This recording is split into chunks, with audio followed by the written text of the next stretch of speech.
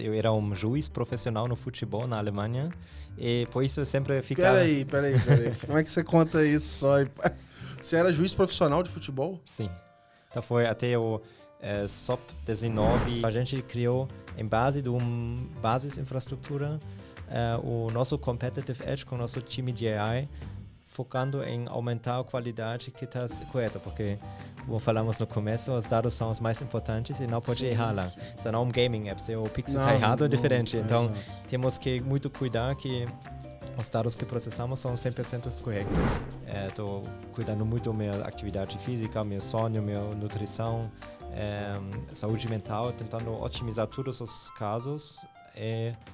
Porque gastando tanto energia, dinheiro, foco, eu pensei, cara, por que não usar também esse conhecimento e motivação, combinar com a minha experiência do fintech e focar mais na área de health tech.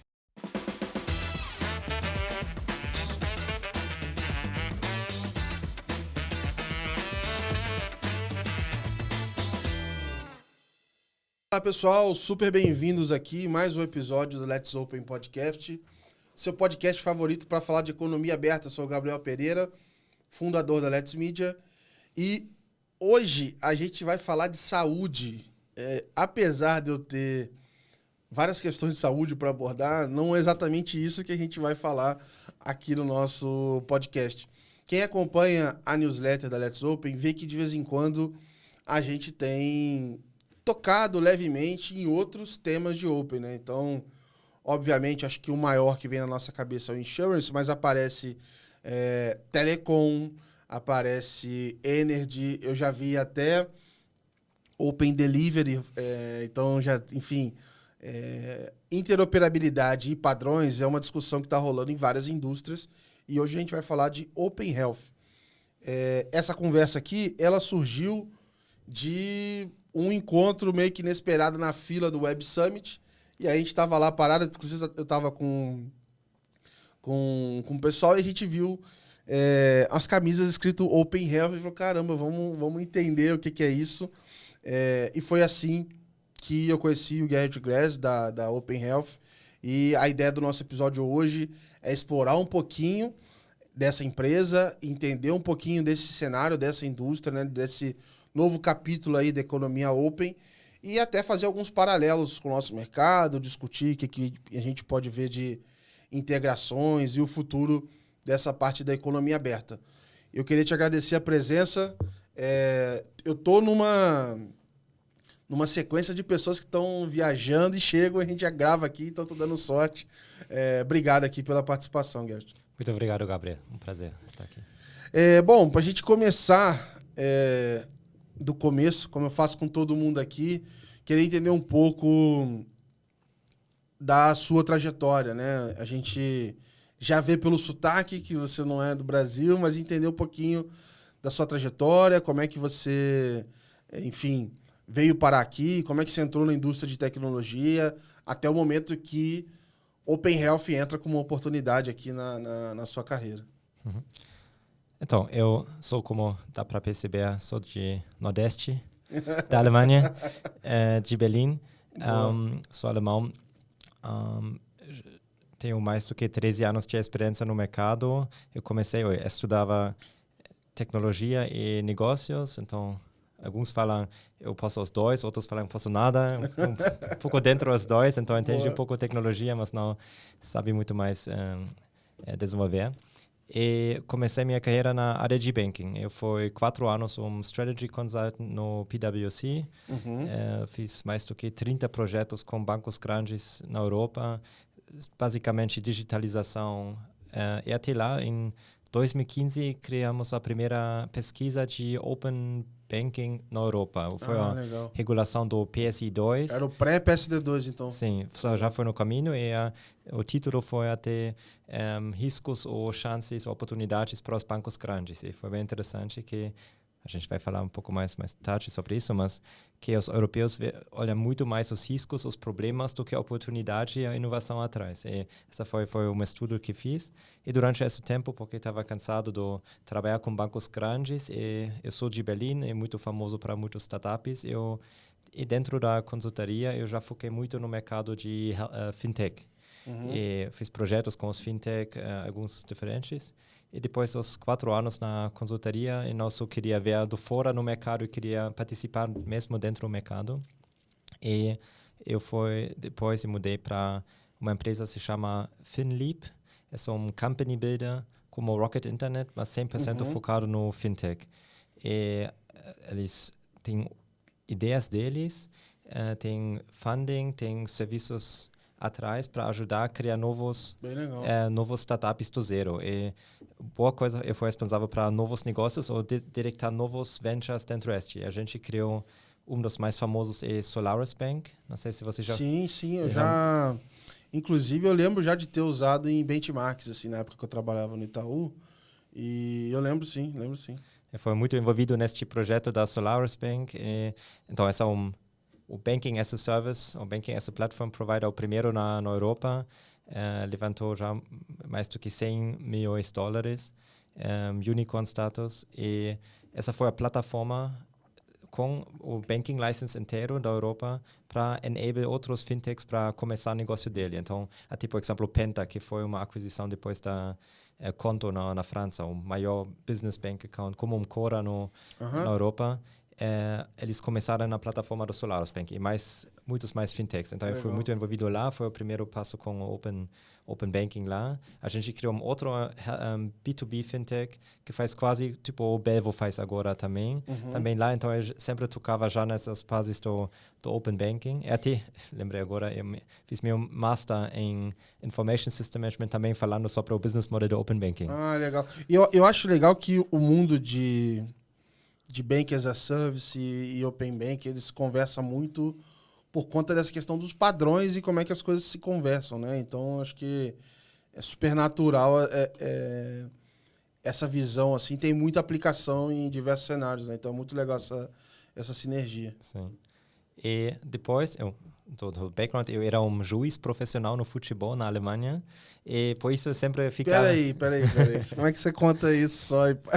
Você era juiz profissional de futebol? Sim. Então foi até o SOP 19 internacional. O pessoal lá xinga o juiz também. Aqui no Brasil xinga muito. Você não quer... aqui no Brasil não é muito legal.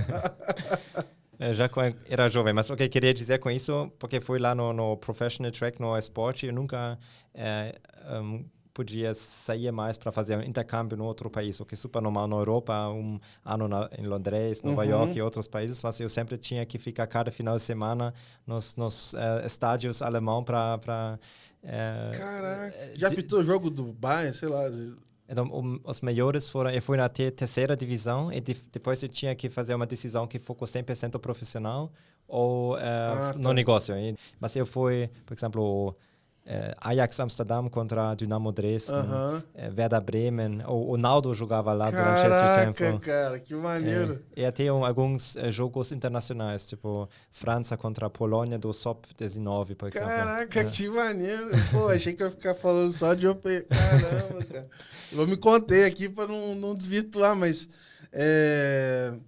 como é que você vira juiz, assim? Da onde que surge... Então, como é que começa isso? Eu sempre amava futebol ainda, amo, mas eu não fui o melhor jogador. Então, como na minha infância eu jogava no time, foi ainda não tão atlético como agora, e mais menor, obviamente. E no momento, meu pai viu que meus 2 pais são policiais na Alemanha, e ele achou que seria experiência bem legal ser um juiz, porque eu amo futebol, eu amo me movimentar, mas não sou liderar no time dentro do time, e tenho uma carreira interessante e também aprender muito para a vida, né? Fazer decisões, trabalhar sob pressão. Estão muitos paralelos lá. Então foi com 14 anos comecei lá e foi bem rápido que cresci. Que maneiro. Essa foi, então a ideia depois, eu queria eu tinha que fazer a decisão do ficar profissional ou não, então obviamente decidi contra isso para continuar com o job. Você fazia em paralelo isso ao período que você estava, sei lá, em consultoria? Sim, isso, consultoria e também do FinLeap, do Company Building. Mas eu sempre queria ir do fora, então quando eu fiz a decisão para cotar o lado do futebol, eu tinha nova oportunidade para viajar. Então, eu queria ganhar experiência internacional e por isso eu já conhecia as caras do N26, N26 Bank. E eles viram sobre o meu background, que eu estou no Finlip criando sempre novos startups do zero. E eu queria ir para fora. Na verdade, a ideia foi que ir para Ásia com Standard Chartered Bank da Inglaterra para criar um banco digital lá em Singapura. Mas durante esse processo, um dos fundadores do N26 falou, cara, a gente já está ao vivo em Europa inteiro, agora com a próxima rodada queremos lançar novos mercados fora da Europa. É preciso um cara que vai lá no mercado, crescer sempre novo negócios do zero, faz o handover para o time local e depois vai para o próximo mercado. Então, o plano era, vai um ano para um novo país, pode ser Canadá, México, Austrália, Ásia, tudo fora da Europa, lançar o produto lá, faz o handover para o time e vai para o próximo mercado. Então, essa foi o plano. E era um período, assim, de mercado de muito crescimento geral, né? Acho que todo mundo já estava tendo bastante investimento e rodadas, então estava tendo muita expansão de várias marcas ali ao mesmo tempo, né? Sim, sim. E essa foi em 2018. Fizemos um market analysis do mercado, do mundo inteiro. E foi no shortlist, foi, acho, África do Sul, Japão, México e, obviamente, Brasil. E foi uma coincidência, obviamente, muito analítico, mas vemos o movimento do mercado, os fatores para a decisão foi, obviamente, o tamanho do mercado, o Brasil é super grande, a competição. Nubank, neste momento, tinha menos do que 10 mil clientes. Agora chegou em 100, né? Cara, é absurdo. E até a regulação foi um ponto muito importante. E no final decidimos, a N26 neste momento também foi no processo de lançar nos Estados Unidos, então até para não criar um novo fuso horário com a Ásia, por exemplo, faz mais sentido, então já vamos ficar nessa orientação. E decidimos ir para o Brasil, final de 2018, e começo semana depois do Carnaval, em 2019, eu cheguei aqui no Brasil, nunca falava português, nunca fui aqui na América Latina, não tinha nenhuma conexão, e foi sozinho com um colega, chegamos aqui. Eu acho que isso ainda é mais fácil que ser juiz, mas beleza. Caramba, cara. E bom que, assim, de certa forma, também você ainda conseguiu pegar um ano ali antes da pandemia, né? Então, de certa forma, essa foi se fosse o contrário, acho que talvez o desafio ia ser... Verdade. Não, e a gente começou criar o banco aqui, então fizemos muitas reuniões com o Banco Central e essa talvez já é interessante falar agora. A diferença dentro dos mercados da Europa e Brasil é a conexão com o Banco Central. Fez 2 processos de um banking license na Europa e o Banco Central da Alemanha ou da Europa, que faz a regulação lá, eles são super burocráticos, mas demais. Então, parece que eles estão contando as spaces duplos, a vez de ler entender o negócio atrás.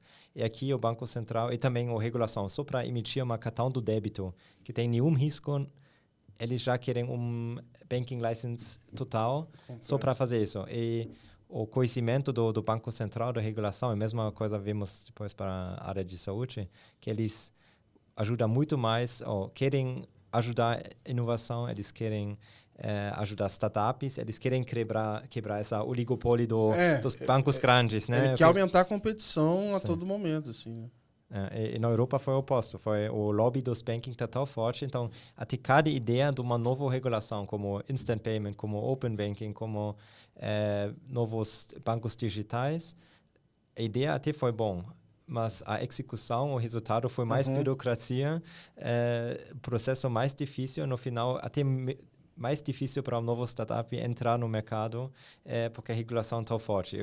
O posto no Brasil, a gente definiu que vamos começar a lançar só emitir um cartão. O Banco Central dividia, se você tem o IP, né, a instituição do pagamento. IP. E neste momento foi o SCD, a Sociedade de Crédito Direito. Sim. E eles separaram os riscos. Então, se você quer emitir um cartão do débito ou do crédito, você faz, não tem risco para alguém perder dinheiro. colocar dinheiro lá do cliente, o dinheiro fica no Banco Central e se ele paga, está lá. Ou se você dá um crédito, não pegar os depósitos dos clientes, você vai do seu balance sheet, dar crédito, mas se você perder o seu dinheiro, esse é o problema. Não, fora a facilidade que você tem de construir isso em cima dos próprios Banking as a Service, né? Porque também existe regulação para você ser um participante indireto, enfim, você tem várias formas de entrar aos poucos e aumentando o seu envolvimento ali, né? Sim, sim.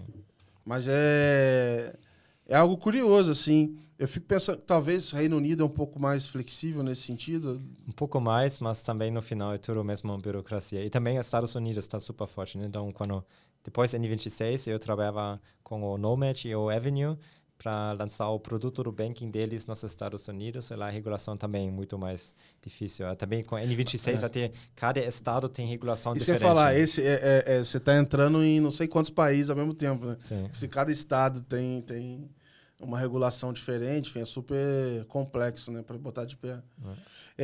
E aí, nesses momentos que você passou, eu imagino que, beleza, você está estruturando uma instituição e talvez o Open Finance ele não entre ali logo de primeira, sei lá, você está com preocupações de como que você vai operar o cartão e talvez isso já entrasse num segundo momento.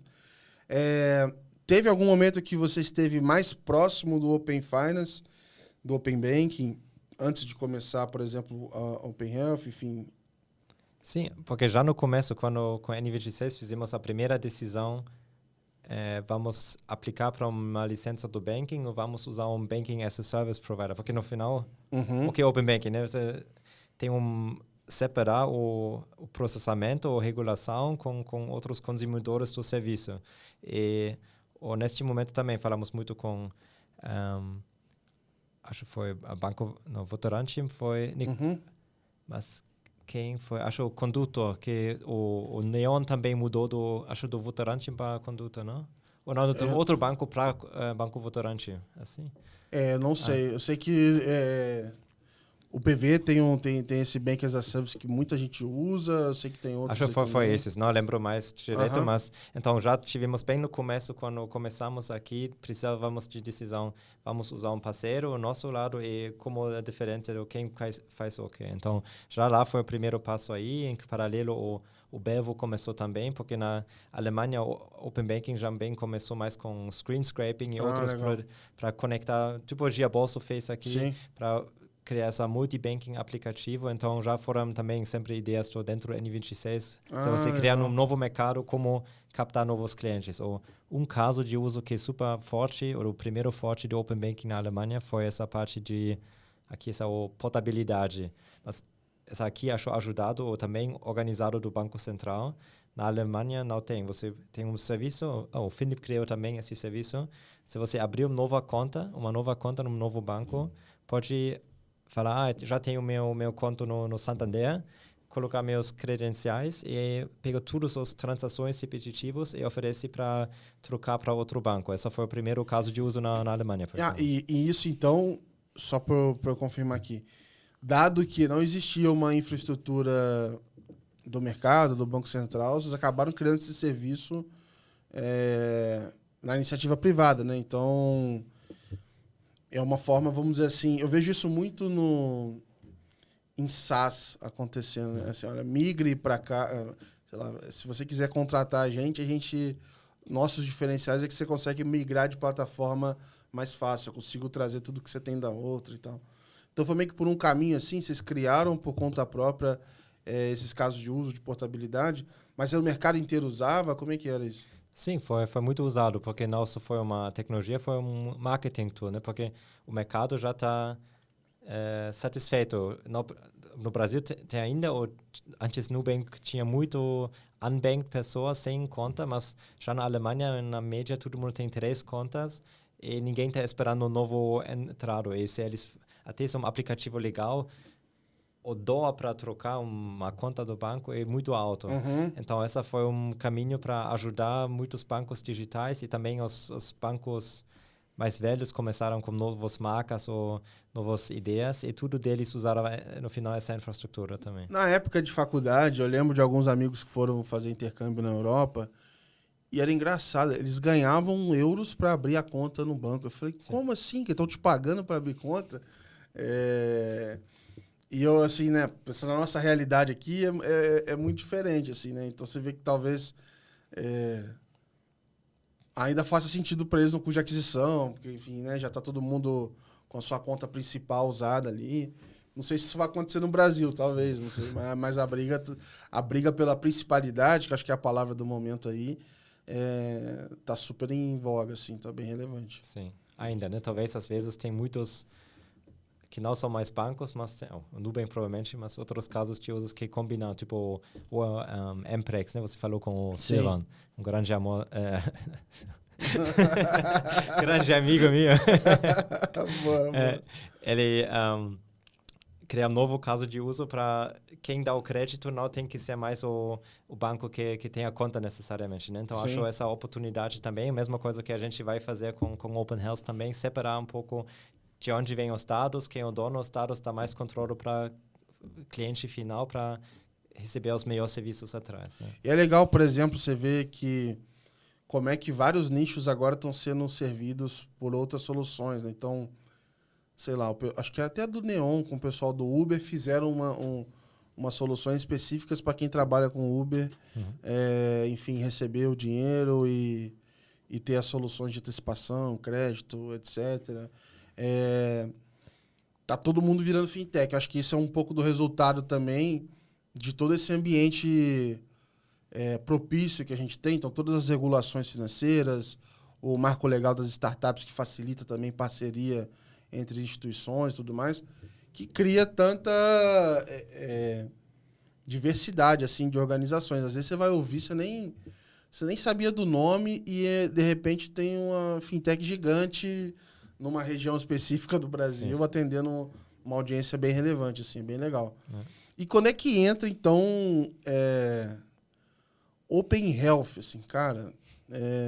Eu tava até brincando aqui, antes da gente começar, se tem algum mercado mais sensível ou tão sensível quanto o mundo financeiro, é o da saúde, né? Isso mexe muito com as pessoas, né? Como é que apareceu, ou talvez a primeira vez que você olhou, falou, nossa, talvez tenha oportunidade na área da saúde também. Como é que foi um pouco desse caminho, assim? Então, depois do N26, eu trabalhava com o Nomad Avenue, também foram alguns Open Banking casos lá nos Estados Unidos, no final. E depois de 10 anos na área de banking, eu já vi muitas coisas acontecendo no fintech, na Europa, no Brasil, Estados Unidos, B2C, B2B, e não fui muito mais motivado sobre o mercado. Claro, super interessante, mas pensando em novos modelos, já fui muito dividido, já bem satisfeito o mercado, então não vi muitos casos que me motivam muito internamente. E, no outro lado, como falei, com o meu background do juiz profissional, a atividade física, uma vida saudável, sempre me acompanhar e ainda está uma dos minha prioridade maior é otimizar minha saúde. Então, estou cuidando muito da minha atividade física, meu sono, minha nutrição, saúde mental, tentando otimizar todos os casos. Porque gastando tanto energia, dinheiro, foco, eu pensei, cara, por que não usar também esse conhecimento, motivação, combinar com a minha experiência do fintech e focar mais na área de health tech. Legal. E no começo eu ainda morava no Brasil. Outro health tech da Europa, de Berlim, acabaram de levantar Series A, $30 milhões. Eles estavam também bem indo na Alemanha, queriam também entrar no mercado brasileiro. Eles ouviram, tem um alemão aqui que já trouxe algumas soluções alemãs para o Brasil. Então, você fala talvez com eles. E eu ajudei deles a lançar aqui. Foi um conselho para eles ajudar a fazer o setup, também a conexão com a Anvisa, definir o modelo, conectar com o mercado. E também foi o primeiro touchpoint com health tech numa forma executiva ou mais operacional no startup para ver a diferença é aprender dentro do Health Tech, mas usando também minha experiência do lado do Brasil e também do lado do FinTech e do criar novos startups. E foi bem interessante porque, como você falou, tem também muitos paralelos com saúde e banking. Um lado, tocando os dados mais sensíveis, mais importantes, são dinheiro e saúde, que todo mundo cuida demais. É o que você tem mais íntimo, né? Não é trivial você falar, eventualmente, de uma situação ruim financeira ou de uma situação ruim de saúde. Tem gente que não conta para a própria família, né? Que tem uma doença, por exemplo. Sim, é difícil. Imagina como é. É até o risco. Você não sabe... Até hoje não dói se eu deixei meus exames aqui, você está lendo. Claro, tem meus dados pessoais, mas foi isso. Mas imagina, você não sabe em 5 anos o que... Não sei, os operadores, outros participantes, ou os Google e Facebook vão fazer com seus dados. Talvez você não receba mais um crédito porque eles calculam que você vai morrer em 3 anos, então não receber um crédito por 20 anos. Né? Não sei, então até você não sabe o que está acontecendo no futuro. Mas, então a ideia, os paralelos, lado tocar nos dados sensíveis, por isso também a regulação é super forte, né? Então saúde e banking também super bem regulado e muito fragmentado internacional. Então fazer varejo no Brasil, México, Argentina não deve ser muito diferente, mas a regulação do banking e do saúde, cada país tem outra regulação diferente que faz mais difícil para atuar. Então, você não pode lançar um marketplace já amanhã, um website rápido, vender produto. Geralmente, você tem que ir dentro de um processo de regulação, entender o regulador no mercado. Então, e outro, obviamente, são os dois mercados também têm o Total Addressable Market maior. Então, todo mundo, independente B2B, B2C, se preocupa sobre o seu dinheiro, por isso o banco é um negócio super grande, porque tem impacto para todas as pessoas, a mesma coisa a saúde. Então, esse modelo também tem muito paralelas. E, então, foi já essa uma parte que vemos. E o mercado com muitos incumbents grandes, players fortes, mas ainda muito under-digitalized. Então, muito o nível da digitalização é muito baixo. Você tem muito menos health tech do que fintech, por exemplo. Sim, mas também, por exemplo, os bancos antes Nubank, aplicativo do banco, ou serviços fazer digital dentro de aplicativo, não tem que ir para uma unidade do banco, também não existia. Médicos, às vezes, até na Alemanha, eles preferem usar fax do que mandar e-mail. Então, está bem atrás. Mas aqui, te perguntar.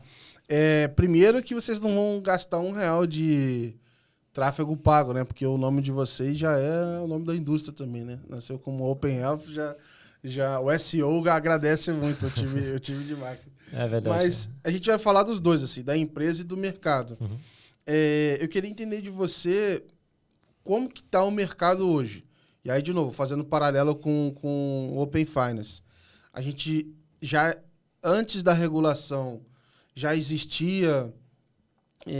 de novo, a gente não sabe o melhor nome, mas o não regulado, o screen scraping, etc., que inclusive ele coexiste hoje. Aí surgiu a regulação, chegaram num acordo e a gente começou a desenvolver as APIs reguladas, vamos dizer assim. Como que isso está hoje pro Open Health? Porque tudo que eu leio, eventualmente... eu via que estava um pouco mais no campo das ideias. E aí eu tinha até comentado com você. De um lado, eram pessoas super otimistas e do outro, pessoas preocupadas com essas questões de as pessoas vão usar esses dados aqui a meu favor ou não vão. Porque, vamos dizer assim, eu deixar de receber um crédito, eu acho que é menos pior do que, eventualmente, sei lá, cortarem o meu plano de saúde. Recentemente teve até uma notícia bem chata que eu acho que uma senhora, eu não lembro quantos anos ela tinha, sei lá, 90 e alguma coisa. Era mais de 90 com certeza. E aí ela pagava mais de, sei lá, quantos R$1.000, R$10.000 por mês no seguro, no plano. E aí cortaram o plano dela. Assim, nunca mais ela vai ter outro plano. Enfim. Mas eu acho que, assim, da mesma forma que a gente tem um certo pé atrás, acho que a população com o banco, o banco não vai pensar em mim, etc. Acho que com a saúde também é um comportamento parecido, né? Então, ficava com otimismo de todo o benefício que pode trazer uma visão integrada de todo o histórico de saúde, de como que isso... Bom, eu mesmo tenho um monte de históricos espalhados, assim. Hoje, graças a Deus, tem alguns laboratórios aqui que começam a colocar eles juntos e me mostrar. Então, se eu continuar indo no mesmo laboratório, ok. Mas, enfim, todos os acompanhamentos médicos realmente deve ter muito benefício juntar isso tudo. Além também do benefício interno, enfim, operacional. Aí eu vou deixar você contar isso. Mas em que pé que está essa discussão assim, do Open Health? Então, eu acho sempre vai começar no mercado privado, porque você até para mostrar casos de usos, normalmente, tipo, o Gebolso fez já 10 anos atrás, mostrar um caso, juntar suas contas, sempre ajuda, tem já casos que funcionam, ou mostrar o valor ou a dor, né? Também, quando faz screen scraping, tem outros riscos de privacidade, do acesso, que tem que regular também, mas acho que faz sentido, e o que acontece normalmente é que o mercado privado, startups, empresas começar com uma coisa, até a regulação ou vai regular de uma forma mais restrita ou ajudar para abrir para todo mundo, o que o Open Banking fez também, né? E o Instant Payment com Pix. E na saúde, a mesma coisa, eu acho. Agora, aprendendo do mercado de saúde, é até muito, muito mais complicado do que do banking. Porque banking, quais dados tem, qual estrutura é mais ou menos sempre igual. Você tem uma conta, talvez tem a transação, data, um valor, até se for um crédito, tem um plano de pagamentos. Mas os produtos são muito regulados, né? Você não pode inventar muito em cima do que é uma conta ou do que é um crédito, né? Tem uma certa limitação ali, né? Sim, e você tem um saldo, tem um número, tem uma explicação, tem um juro, uma porcentagem, mas essas informações são já bem estruturadas. Claro, todo banco tem uma estrutura diferente, mas as informações já são parte estruturado e igual. Mas no saúde, você tem imagens, você tem laudos do laboratório, você tem teste não estruturado, tipo um diagnóstico, você tem uma prescrição, você tem um produto da farmácia. Você até as imagens, tem montes de imagens diferentes. Então, estruturar os dados. Receita. Tem tantas informações diferentes para harmonizar esse e também tem muitos mais participantes com interesses diferentes. No banco tem o banco, tem outro banco, tem um cliente e também um negócio, e o regulador. No saúde você tem a indústria farmacêutica, as grandes empresas. Tem as farmácias, tem as clínicas, os laboratórios e os médicos. E o médico sempre fala é quem que manda, né? Então, a farmácia é parte dependente do médico, o que ele prescreve para vender o produto. Também o laboratório, se o médico falar vai para esse laboratório, para esse, 90% o paciente vai fazer o que o doutor faz. No outro lado, os médicos são mais ou menos independentes. O que é gasto de evento para fazer marketing para médico também é absurdo, né? São eventos e feiras... Foram festas grandes, né? Vou ver se eu arrumo algum convite aí para ir algum dia, mas até onde eu sei é bem relevante, assim. Tem um plano de saúde também nisso, né? Sim, também. É o operador, né? Ele que paga também tudo isso. Então, tem tantos... E todo mundo tem interesse com uma perspectiva diferente, ou até médicos às vezes só têm um ego grande e eles querem uma coisa assim, não é porque é o melhor para todo mundo, mas porque eles acham eles são que mandam. Então, essa é difícil. E também quem é o dono dos dados? Essa é lá muito mais complicada também, né? Então, você faz um exame com o médico e recebe os resultados. Quem é o dono dos dados? É o paciente final? É o laboratório? Esse é o sistema que salva os dados? O médico tem acesso também? Mas então, aí a LGPD, vamos dizer assim, em cima do raciocínio aplicado nos dados financeiros, não tem o mesmo entendimento na saúde ou é mais aberto ainda? Só para o porque a gente... ownership. É isso, porque em algum momento, e aí é lembrar daquele processo mais icônico do Guia Bolso com o Bradesco, que no final lá, enfim, acabaram liberando lá para o Guia Bolso fazer. Um dos entendimentos não, o cliente é dono do dado financeiro dele, assim. E eu entendo que até pela LGPD e tudo mais, os dados de saúde também deveriam ser meus, não? Ou ainda é ponto de discussão, vamos dizer assim? Não, com certeza. É assim, deve sempre ser assim, mas se como uma empresa terceira, como a gente vai falar com o laboratório, com consentimento do cliente, a gente quer esses dados. Receber os dados dele, até se temos o consentimento, eles primeiro acham, não pode, são nossos dados. Uhum. Claro, o paciente sempre tem acesso, mas também como estão os dados salvados, como você pode acessar. Geralmente o laboratório até acha para um certain extent que são os dados deles também. Entendi. Vamos dizer assim, é como se fosse um ambiente que a gente estava vivendo aí há, sei lá, 6, 7 anos atrás no mundo financeiro, né? Sim. E do Open Health é muito mais importante também para juntar os dados, né? Porque só com o laudo do laboratório, o médico precisa mais informações para fazer um diagnóstico. Você precisa da histórica clínica, as medicações, histórica da família. Então, todas as informações e imagens. Então, essa interoperabilidade dentro dos outros participantes, laboratório, clínica, prontuário, médico, paciente final, operador, tem uma demanda grande da harmonização dos dados lá, onde vai ser muito desafio no futuro. E a pergunta principal, quem define este standard e quem executa essas Deixa eu regras. perguntar, existe alguma discussão da regulação hoje? Então, vou fazer o paralelo. Eu acho que muito do progresso que a gente tem, até olhando em outros mercados, muito por conta da centralização do Banco Central, o regulador ali está puxando, etc. E ele determina o que vai acontecer ou não vai acontecer. Então, ele tem plenos poderes ali dentro daquele ecossistema. Na saúde não é assim. Até onde vai, por exemplo, igual você falou, a Anvisa. Até onde ela conseguiria dar as diretrizes ou não? Ela teria tanto poder assim ou não? Precisa de outros reguladores? Como é que funcionaria? Eu não conheço todos os reguladores em detalhe, mas só a Anvisa sozinha não pode fazer não tudo. Por exemplo, tem os CREMESP, os organizações dos médicos regionais, que devem também definir primeiro aceita quem é o médico ou não, essa CRM, né, esse registro, essa vai ser bem local dos estados. Então, tem parte da medicina que regula mais com o médico, especialmente falando sobre produtos de diagnóstico, essas coisas. Do laboratório, acho que Anvisa, mas também tem outros, a indústria farmacêutica também Anvisa, mas tá não tão simples regulado assim, independente sempre. E, obviamente, o data protection é super importante lá. E até mais difícil porque você tem dados pessoais, dados de saúde, a segurança dos dados de saúde são até mais importantes e difícil como devem ser. Sim. Então, essa é muito mais complicado. Então, já essa conexão do privado, público...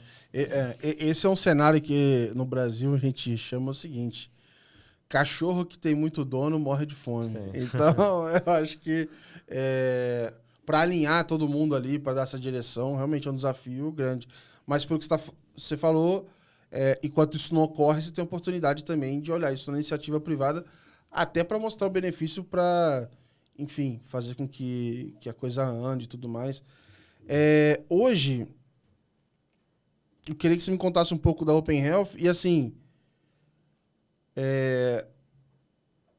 qual que é o escopo, né? Que tipo de dados a gente está falando? Você já deu exemplo de alguns.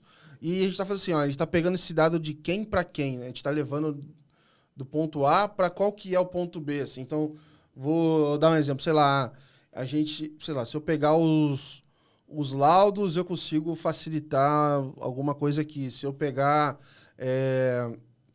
os dados sobre consumo de remédios, etc., eu consigo ter esse outro ganho aqui.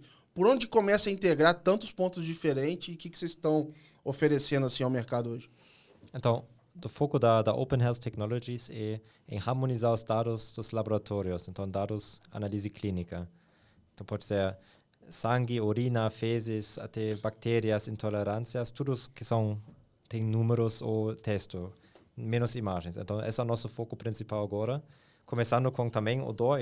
Assim eu comecei também a perceber essa ideia que eu fiz cada 3 6 meses novos exames, fui viajando muito, tenho um plano internacional da Europa, então consegui ir para qualquer laboratório fazer novos testes, foi em DASA, Fleury, Einstein, Labi, ISALab, e tinha por ano 6 laudos ou check-ups, resultados dos laboratórios diferentes, com unidades diferentes, às vezes millimol por decilitro, outro miligrama. Então, essa foi super difícil como end consumer comparar esses resultados, e também quando não estou doente, mas quero otimizar minha saúde, foi também difícil para receber uma orientação o que devo fazer. E assim começou a ideia, mas do usuário. Mas depois também com meu background do Open Banking pensei muito mais sobre o problema principal, essa acessibilidade dos dados atrás dos laboratórios. E só no Brasil tem mais do que 15 mil laboratórios diferentes. Nossa. E o que também, comparando com o mercado banking, até os top 5 laboratórios no Brasil, tipo Sabin, DASA, Fleury, eles têm menos do que 25% do market share só. Então, normalmente, como os bancos, antigamente, os Big Five Banks tinham 90% do market share. Aqui... Se integrar esses caras aí, você ainda é um quarto só. Sim. Então, porque é um mercado tão fragmentado. Em cada cidade no interior tem laboratórios locais. Às vezes, agora, a Fleury, DASA está comprando mais, mas ainda, por exemplo, no norte, em Belém, não tem um Fleury. Aí entra um problema, que eu vou dar um exemplo aqui, que inclusive tem a ver com o Open Bank lá na Europa. Como fragmentou tanto também lá, e aí existe a figura do TPP, falou assim, olha, já que está tão fragmentado, deixa que eu vou concentrar isso aqui para vocês e você acessa todo mundo através de mim. Só que você fica à mercê desse TPP, né, desse third party provider, dele integrar ou não você, né? Então, por exemplo, um dos ouvintes aqui me mandou uma mensagem e ele estava falando assim, eu tentei conectar, que ele trabalha para lá, a nossa empresa, a nossa instituição a um TPP, e meio que ele não quis fazer, porque ele falou, cara, você não tem volume suficiente para eu integrar, para eu gastar com essa integração, e sei lá, se tiveram que pagar, enfim, qual foi o fim disso. Mas, como ele é pequeno, não valia a pena integrar. E aí, nesse caso da saúde, vamos pensar assim, se você vai lá e tem um laboratório em qualquer lugar do Brasil, mas que o volume de pessoas que vão lá é pequeno, como é que você vai fazer, né? Você tem que pensar meio que num custo-benefício para cobrir o máximo de pessoas possível, né? Então, até essa decisão de qual é o próximo a integrar, imagino que seja um desafio, né? Sim, mas por isso a gente começou a harmonizar os dados não estruturados em qualquer formato. E porque, independente de qual laboratório, cada cliente ou cada médico tem o resultado em forma do PDF ou do foto. Então, a gente até começou com criar uma inteligência artificial lendo em cima do PDF. Então, se você subir 3 laudos diferentes dos qualquer laboratório no Brasil, até com nossa inteligência já temos casos em Europa, Estados Unidos. Boa coisa também, por isso pensamos como um global game, que os dados de saúde, cada pessoa tem as mesmas informações. Claro, algumas raças têm variações, mas no final o valor, hemoglobina, vitamina B12 e D, tem tudo pessoa no mundo. E os dados, claro, tem idioma diferente, mas a estrutura e o tipo da informação é mais ou menos igual. Então, a gente criou inteligência para mapear, ler na forma não estruturada. Até um PDF às vezes parece estruturado, mas é o oposto, né? Especialmente os laudos no Brasil têm às vezes 25 páginas do PDF, um valor, por exemplo, testosterona, e tem 20 referências diferentes, dependente do sexo, dependente da idade, e a referência é diferente. Geralmente eu leio aquilo ali e eu falo, caraca, eu tô morrendo. Sim. E aí eu mando pro médico, não, tá tranquilo. Eu falo, cara, e aí é engraçado, porque alguns você consegue interpretar melhor, outros não, é um pouco confuso, assim. Sim. Então, a gente começou a ler em cima do PDF para já estar aberto para todos os categorizar. laboratórios Pô, animal. no Brasil. E então temos alguns caminhos diferentes. Também estamos integrados com alguns laboratórios já diretamente.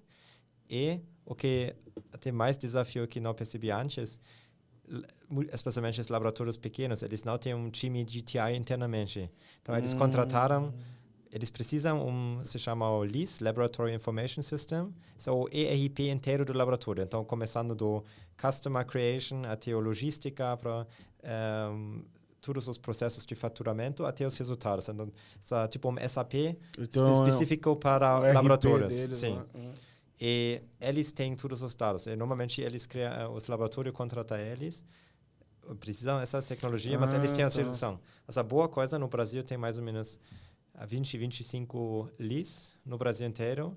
Os maiores são o Shift, Unilab, e cada LIS tem 500 mil laboratórios como cliente. Então, a gente começou agora a conectar com os LIS, porque a estrutura é igual, é só tipo um outro branch. Então, a gente já sabe como recebemos os dados de uma forma mais estruturada e podemos conectar os participantes lá. E para conectar com um LIS, já estamos conectados com 500 laboratórios diferentes. Isso é igual, por exemplo, o paralelo aqui,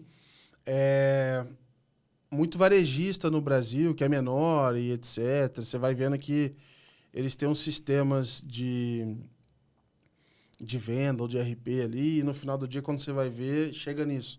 É uma quantidade de parceiro de automação ali e tudo mais que, se você conseguir se integrar nele, você atinge todo mundo que está embaixo.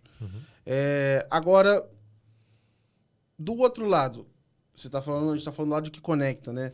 E o lado que consome essas informações, como é que tem sido esse caso de uso? Quem está interessado em consumir essas informações hoje e o que o pessoal está testando, como é que está sendo ter acesso a isso? Então, a gente começou também a pensar primeiro como B2C. Então, podemos criar como o Diabolso no passado, criar agora a nova Open Health Wallet, você pode conectar lá, mas a gente cortou essa ideia porque queremos focar 100% no B2B para fazer... dinheiro aí também, né? Sim, mas também para enable os parceiros, porque a indústria de saúde já tem muitos clientes, pacientes, têm confiança, tem acesso para eles, então não preciso preocupar com essa parte de ganhar novos clientes. Eu quero focar em criar melhor tecnologia, onde a indústria de saúde não necessariamente é sempre melhor, criar melhor tecnologia para enable todos os participantes. Então, a gente tem target clients diferentes. Parte são laboratórios mesmo, então, num lado, eles são o data provider, mas também eles querem nossa solução para visualizar e usar os dados. Por exemplo, dos nossos clientes agora é o Sabin, da Brasília. Na verdade, a gente fez uma aquisição de um competidor do Brasil no último mês. Caramba, cara. Parabéns aí, maneiro. Bom, é um parabéns e boa sorte também, né? Fazer a integração também, maneiro. E eles já fizeram, desde 4 anos, um projeto grande com o Sabin, e uma relação super forte deles, e muito, muito legal. E agora com eles, o caso lá, o Sabin tem um aplicativo para visualizar os resultados lá dentro do aplicativo. Essa empresa se chama Bloodworks, já fez essa visualização dentro do aplicativo, então eles leem os dados não estruturados do paciente e visualizar de uma forma mais visual para o paciente, para entender melhor. Então, esse é um caso com o Sabin. A gente tem um outro laboratório, se chama ISALab, aqui forte em São Paulo, e a gente visualizar o laudo totalmente diferente. Então, ao invés de receber um PDF com 25 páginas, a gente cria um laudo digital para celular ou no computador, 100% white label no forma de laboratório. A gente cria primeiro um grupo, um resumo, visualizando em grupos. Então, tem sistema cardiovascular, tem minerais, vitaminas, e a gente já indica com cores onde tem os riscos principais. Depois, temos uma visualização com todos os marcadores fora da referência. Porque o médico, esse é não só o paciente que quer ver, é também o médico. Ele lê um PDF de 25 páginas, também é muito dor, demora muito tempo para o médico. Aqui, com a nossa solução, em 2 segundinhos, ele já viu as informações mais importantes. Eu fiz agora no Lavoisier, e aí tinha algumas marcações. Tinha tempo que eu não fazia, aí eu olhei e achei legal. Assim, Sim. Mas aí uma dúvida. Já tem gente olhando, por exemplo, não sei se faz sentido ou não, mas eu puxar as informações, sei lá, eu pegar o histórico do meu paciente e de repente ele fazia os exames em outro laboratório e aí eu vou juntar isso aqui no meu para ele, enfim, não sei. Esse é exatamente o nosso caso. Então, por exemplo, o ISA, já tem alguns anos, mas ainda um laboratório digital, foca muito na Home Collection, e ele tem um problema, o desafio, ganhar novos clientes, porque os clientes dele já têm muitos exames no Fleury, no DASA, Einstein, no outros laboratórios, e não querem sair lá para perder o histórico. Então, além da visualização do laudo atual, a gente tem essa solução para trazer seus últimos exames, independente de qual laboratório no Brasil, Legal. jogar tudo lá e a gente visualizar o histórico. Ajustamos as referências, sempre tenho 3 médicos no meu time, também do perspectiva produto para fazer tudo correto. E esse é um caso de uso para laboratórios, mas o que é mais interessante até são essas, como chamam no banking ou beyond banking services. Isso que eu pergunto, tem alguém de fora disso sim, que está olhando? Então temos muitos casos de startups, como eu fiz com Solaris Bank, para enable terceiros para usar os dados. Eles usam nossa plataforma. Por exemplo, a gente faz uma parceria com SetU. Essa é um health tech focando em suplementação personalizada. Então, você responde um questionário, eu estou cansado, quero emagrecer, quero ficar mais ativo. Independente das suas respostas, eles manipulam manipulados mensal para você, uma assinatura você recebe de uma farmácia de manipulação na maior qualidade.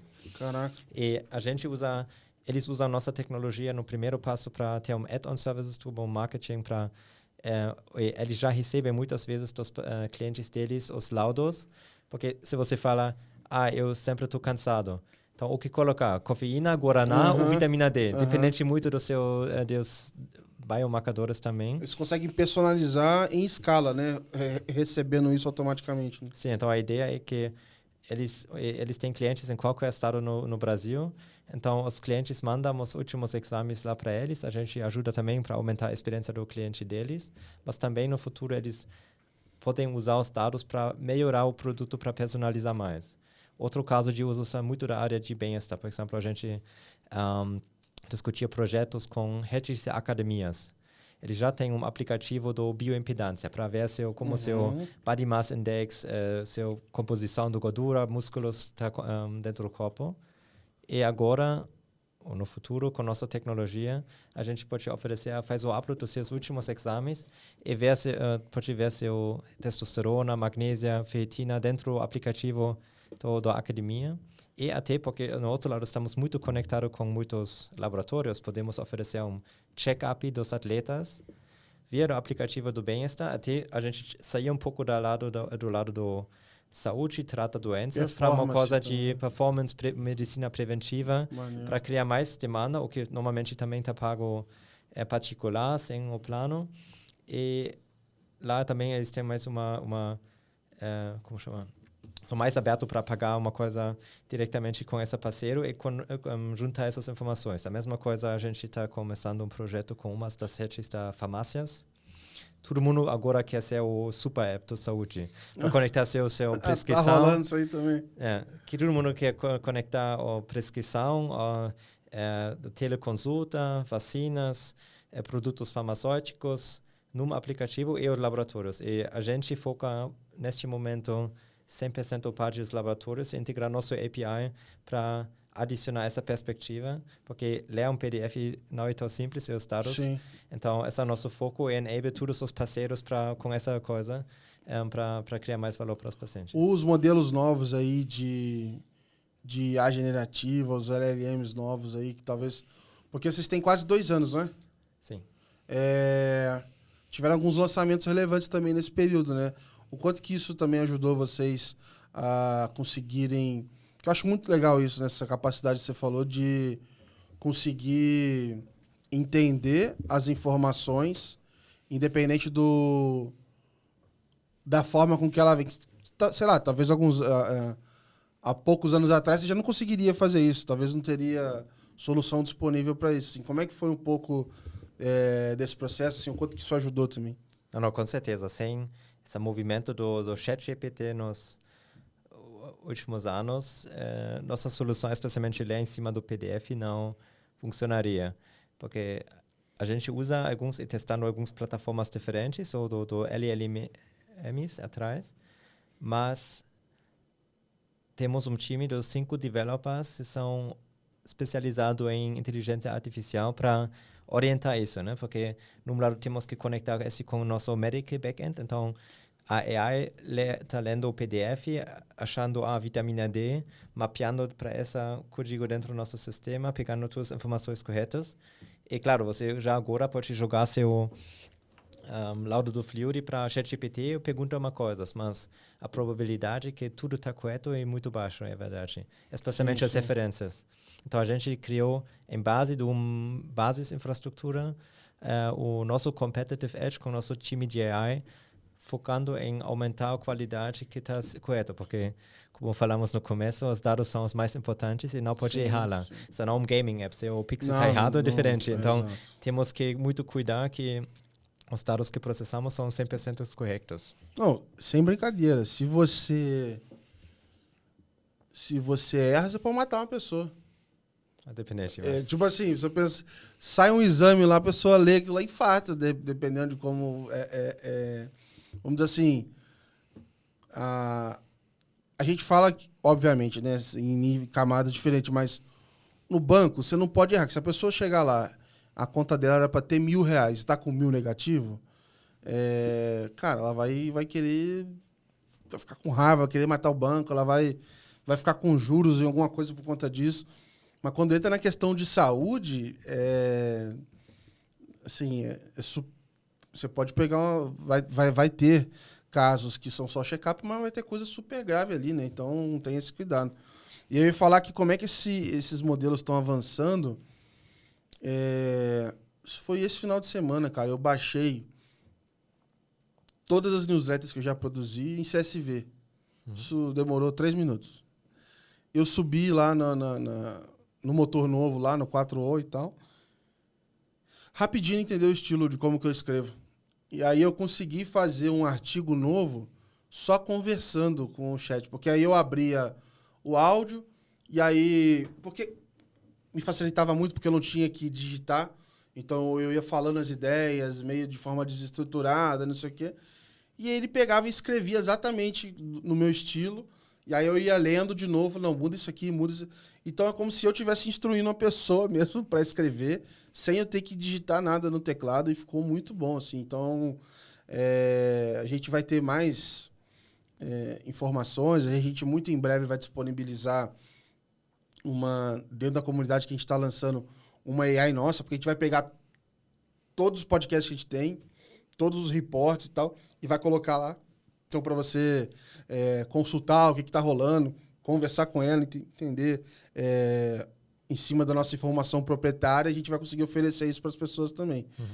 Mas é fascinante, assim, cara, a quantidade de opção que tem surgido por conta desses lançamentos, assim. Sim. Então, essa coisa de AI é super importante para nós agora para escalar. Então, 5 anos atrás não ia para funcionar ler em cima do PDF, agora ainda é super complicado mas por isso criamos nossa tecnologia, esse é nosso foco principal, harmonizar dados não estruturados para essa estrutura. E essa visualização que eu falei antes é um caminho, é um caso agora com muita demanda da área do bem-estar dos laboratórios, até das clínicas. Mas a gente também tem muitas demandas do lado só os dados estruturados. Por exemplo, os prontuários eletrônicos, o Health Record System do médico, qual tem tudo história, todas informações, prescrição do cliente. Geralmente, eles salvam o PDF e o resultado lá no prontuário também. Mas sem informação. Essa é uma informação congelada num PDF, não muito para usar. A única forma de usar, abrir o PDF e ler 25 páginas de novo para lembrar o que tem lá. Talvez eles fazem notícias fora. A gente agora está integrando também com prontuários para estruturar os dados do PDF. A vez de manter o PDF lá, deixamos ainda, mas devolvemos uma forma só estruturada, uma tabela, não precisa visualizar nada, é só para ter as informações lá dentro. E quando tem os dados estruturados, então um exemplo é prontuário, mas por exemplo com operador, se ele tem todas as informações, os laudos dos pacientes deles, até anonimizado, não precisa ser uma informação personalizada, o seu valor é assim, mas tem os dados estruturados, com laboratórios diferentes no mercado, eles podem fazer um portfólio view. Então, eles vão ver, aqui na região do Campinas, temos um risco de diabetes muito elevado comparando do Rio de Janeiro, por exemplo. O vitamina D no sul é muito mais baixo por causa menos sol. Então, usar os dados também num microview para recomendações, ou macroview para ver portfólio também super interessante. E até o terceiro caso, que é bem interessante, que mesmo faz uma diferença. A gente começando projetos com health tech startups que focam nos hospitais e eles recebem os antibacteriogramas, o resultado do bactério dentro do hospital, em PDF ou eles em papel. E com nossa tecnologia, eles vão fazer um real-time upload do bacteriograma, a gente processar a imagem ou PDF, devolver estruturado, é só mesmo um JSON, uma tabela, nenhum enriched information, só os dados estruturados. E essa health tech faz uma recomendação do melhor antibiótico em cima desse.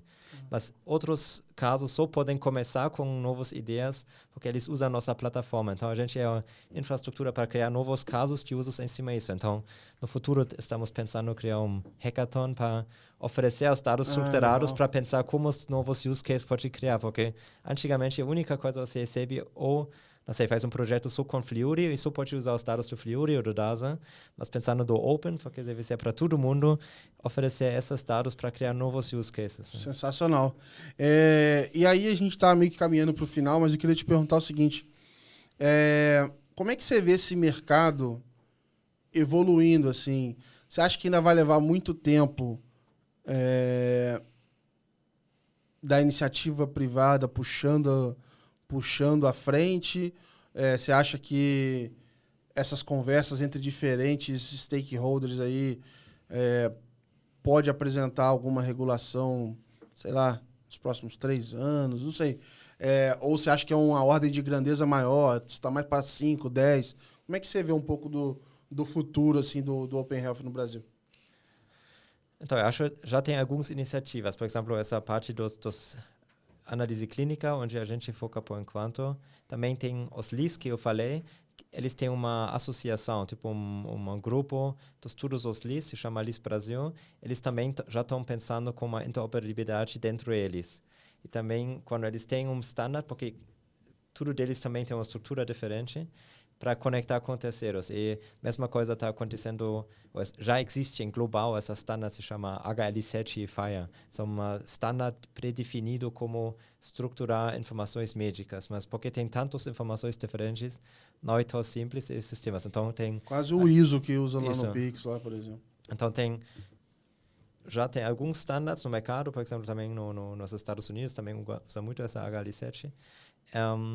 Tem algumas iniciativas e acho juntos, alguns vão ser um pouco mais rápido, a gente quer ajudar lá também, obviamente queremos ser um parte nesse jogo, mas não significa que a gente faz o standard. Se todo mundo usar o mesmo standard, facilitar para nós também. Então, até nessa parte, vemos alguns frentes diferentes que começaram com foco diferente. Dentro dos hospitais, eles falam também já que quem foi lá no Einstein vai para o Sírio, tem uma coisa, precisa também comunicar para saber o histórico dos imagens ou do tratamento do câncer, whatever. Então, tem muitas iniciativas dentro de alguns parceiros grandes, ou tem algumas indústrias diferentes, mas acho que vai demorar mais, mas não necessariamente tem que standardizar tudo igual, porque se tem os dados da imagem da sua operação do joelho 5 anos atrás, junto com o teste genético, essas coisas, não sei se precisa tudo sempre totalmente regulado, mas eu acho que está muito processando rápido para criar novos standards no mercado. Sensacional. Queria te agradecer, Gerard, pela presença, por contar dessa aula aqui sobre o mercado e contar um pouco da trajetória de vocês. E eu vou deixar o espaço aqui aberto para você mandar uma mensagem para a nossa audiência também. Mas antes, eu tenho só uma pergunta aqui. E a última sobre isso. Já apitou algum jogo no Brasil aqui ou desde que veio não arriscou uma peladinha no final de semana? Eu assisti a alguns jogos, aqui Corinthians, Palmeiras, Botafogo, então estou ainda um fã grande de futebol, mas nunca mais faria, especialmente no Brasil. Não, aqui o negócio aqui é bem passional, cara. Eu diria que, não sei se é a melhor palavra, mas o pessoal é muito apaixonado, leva muito pro coração. Mas, enfim, te agradecer mesmo a participação e deixar aberto você mandar um recado aí para a audiência. Muito obrigado pela oportunidade, muito legal.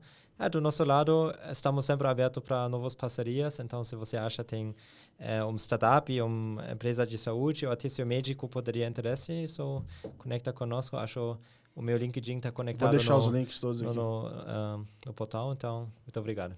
Boa. Pessoal, obrigado por acompanharem mais um episódio sensacional. É bom que você vai pensando aí o que dá para fazer de case, será que isso conecta ou não? Na parte de insurance, muito provavelmente também, enfim.